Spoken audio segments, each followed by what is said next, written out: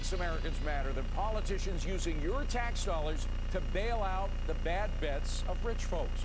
That is exactly what has happened with much of the $182 billion we've been pouring into AIG since this bailout fever began. But even that may not be enough. Today on Capitol Hill, AIG CEO Ed Liddy would not rule out the possibility of even more money being poured down this hole. Take a listen. We think in today's marketplace that is sufficient and we will not need additional money. But that answer is very dependent upon what happens to the overall economic conditions and financial marketplace around the globe. It was important what he said after the but. So if Liddy won't rule out any more money being poured into this sinkhole, how will AIG ever be able to pay off the money it already owes? Let's ask Congressman Jeff Fortenberry. He joins us now from Washington. Congressman, good to talk to you again. Thanks so much. You know, I'm not holding my breath for a payback from AIG. Are you? Well, you're asking the right question, and just to paint a picture of the scene today, Mr. Liddy was there with a bevy of attorneys and staff members, and he was pressed on the issue of allowing Congress to see his books, and he balked. And when further pressed, he basically turned to the attorneys and agreed to some framework in which Congress could review the books. The American people are very cynical about this company and have a right to be so. They've operated in secret with the administration and with the past administration on this restructuring plan. As you pointed out, there's $180 billion of taxpayer liability on the line. $40 billion of that is stock purchases by the American people, which unfortunately are now worth about $4 billion. Look, to put it in perspective, again, $180 billion is larger than 160 economies of the countries in the world today. Oh, I know. So it's awful. But you said something, Congressman, that intrigued me. You said that he's not opening the books. I mean, we own those books. We do own those books, and when further pressed on it, he agreed to some framework to allow members of Congress to review them, protecting sensitive information, understandably, but he did agree in principle to that, but he had to be pressed on it. And that's a real problem because the American people have a right to know through their representatives as to how his restructuring plan is going to get our money back. You know, it's $600 per every viewer that's watching. Is their taxpayer money that's on the line? I have 5 children in my house. That's over $4,200 that I've got invested in this company.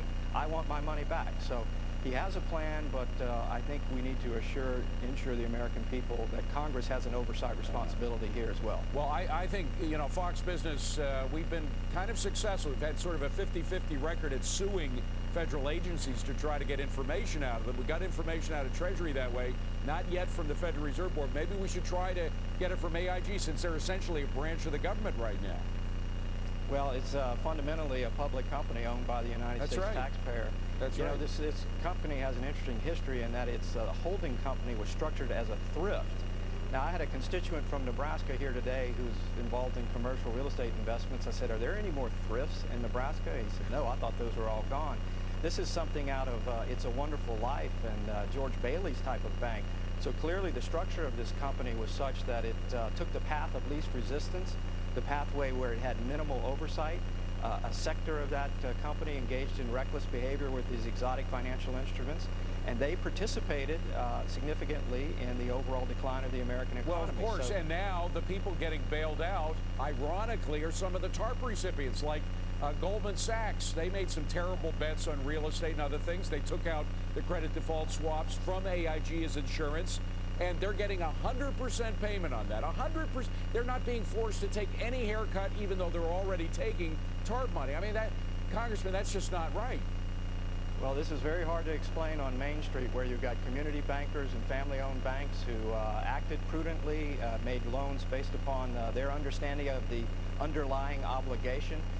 These companies that, again, created these exotic financial instruments that were not tethered to an understanding of the underlying obligation and took very liberalized risk and didn't have adequate capitalization and reserve to cover it, and then now are forcing the American people to cover, again, that reckless behavior, is just really problematic. These are smart guys. They made dumb decisions. They had the information, the analysts, the economists, to see whether or not AIG had enough capital that they didn't have to back up these insurance guarantees.